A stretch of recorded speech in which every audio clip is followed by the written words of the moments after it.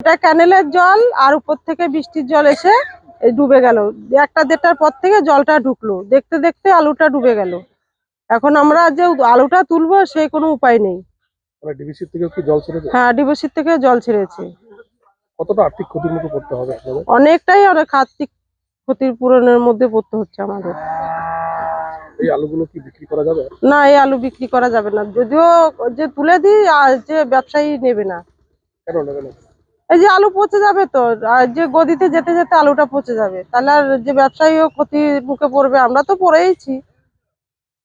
আগামী দিনে কিভাবে সংসার চলবে এখন সেটা উপরওয়ালা জানে, আমাদের হাতের কিছু নেই।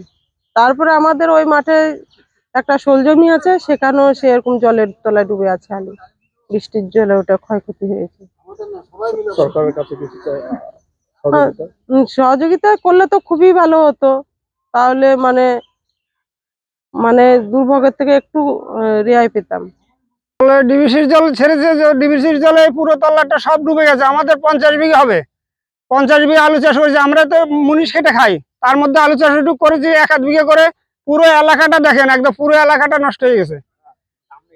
তারপরে দামের বেলা 200 টাকা, তাহলে আমরা কি করে বাঁচবো সেটা বলুন। এখন এই আকাশের এখনো পরিস্থিতি খুব খারাপ। এই আলুগুলো কি বিক্রি করা সম্ভব হবে? না, এগুলো কি করে বিক্রি হবে? জল ধোয়া আলু বলবে তো এগুলো পচা আলু, কি করে বিক্রি করব? এখন নিজেদের মন তো মানে না, তুলতে হবে এই আর কি, নাহলে এই জলের থেকে আলু বিক্রি হবে? কতটা আর্থিক ক্ষতির মুখে পড়তে হবে? প্রচুর আর্থিক ক্ষতি, প্রচুর আর্থিক ক্ষতি। আর্থিক ক্ষতির কোনো হিসাব নাই। সরকারের কাছে কিছু সহযোগিতা চাইবে? হ্যাঁ, সরকারের কাছে অবশ্যই চাইবে। এখন সরকার দিলে তো ভালো হয়, না দিলে কি করব? দিলে আমাদের তো দরকার, আমরা তো নিরুপায়। এখন রাত্রে ঘুম থেকে উঠে এসে দেখছি সব ফ্লাড হয়ে গেছে, তাহলে আমরা কি করে বাঁচবো, কি করে খাবো? এই তো এইটুকু নিয়ে তো আমাদের সংসার, ছেলেবেলে নিয়ে আমরা যে খাবো কি করে সেটাই ভাবছি এখন। মানে প্রায় বন্যা পরিস্থিতি। বন্যা পরিস্থিতি দেখছেন তো, সব ফ্লাড হয়ে গেছে।